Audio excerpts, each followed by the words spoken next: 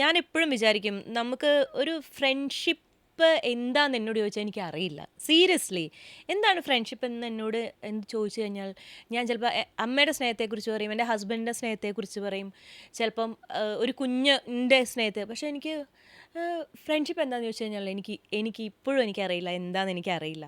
കാരണം എനിക്കൊക്കെ ലൈഫിൽ ഞാൻ ഭയങ്കര ഇപ്പോൾ സ്നേഹിക്കുന്നിടത്ത് ഞാൻ ഭയങ്കര ട്രൂ ആയിരിക്കും, ഞാൻ ഭയങ്കര ജെന്യൂൻ ആയിരിക്കും, ഞാൻ ഭയങ്കര എല്ലാം മറന്ന് നിൽക്കും.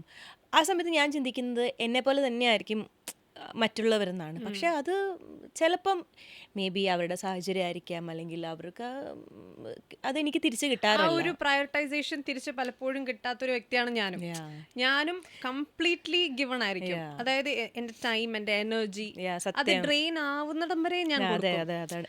ഇവൻ എനിക്ക് അങ്ങനെ ആയാലും ഞാൻ തിരിച്ചു കൊടുക്കൂടാ. ലൈക്ക് അങ്ങനെ അങ്ങനെ ഒരു അങ്ങനെ കൊടുത്ത് പിന്നെ പക്ഷെ പഠിക്കത്തില്ല. പിന്നെ എനിക്കും അതെ, ഞാൻ പഠിക്കില്ല. കാരണം ഞാൻ എപ്പോഴും ചിന്തിക്കുന്നതെന്ന് വെച്ച് കഴിഞ്ഞാൽ ഞാൻ മറ്റെല്ലാ കാര്യത്തിലും ഞാൻ ഭയങ്കര ഒരുപടി മുകളിൽ തന്നെയാണെന്ന് ഞാൻ പറയും. എനിക്ക് ബാക്കി എല്ലാ കാര്യത്തിലും ഞാൻ ഭയങ്കര സ്ട്രോങ് ആണ്. പക്ഷേ ഫ്രണ്ട്ഷിപ്പിൻ്റെ കാര്യം എടുത്തു കഴിഞ്ഞ് കഴിഞ്ഞാൽ ഞാൻ ആ കാര്യത്തിൽ എനിക്കറിയില്ല, ഞാൻ ആ കാര്യത്തിൽ ഞാൻ ഭയങ്കര തോൽവിയാണ്. ഞാൻ തോറ്റുകൊണ്ടിരിക്കുന്ന ഒരാളാണ്. എനിക്ക് ഈ പറയുന്ന പോലെ മേ ബി എനിക്കറിയില്ല, എന്നെ എനിക്ക് ഫ്രണ്ട്ഷിപ്പും കാര്യങ്ങളൊക്കെ എനിക്ക് ഭയങ്കര ഇഷ്ടമാണ്. കുറേ ഫ്രണ്ട്സിൻ്റെ നടുക്കിരിക്കുക ഭയങ്കരമായിട്ട്.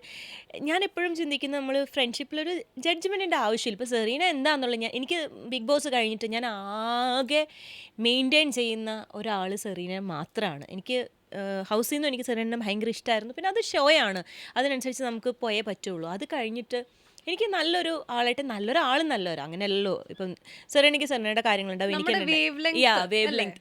എപ്പോൾ വിളിച്ചാലും എടാ എന്ന് സംസാരിക്കാൻ പറ്റുന്നൊരു സംഭവം. നമ്മളിപ്പോൾ എപ്പോഴും വിളിക്കാറ് മെസ്സേജ് ഒന്നുമില്ല, പക്ഷേ എപ്പോൾ ഒരു ഇതിട്ട് കഴിഞ്ഞാൽ 2 മാസം കഴിഞ്ഞിട്ടാ സത്യം പക്ഷെ ആ ഒരു ഗ്യാപ്പ് നമുക്ക് ഫീൽ ചെയ്യത്തില്ല. ചിലവർ അങ്ങനെയാണ്, നമ്മൾ എപ്പോഴും എല്ലാ ദിവസവും മിണ്ടണം എന്നില്ല.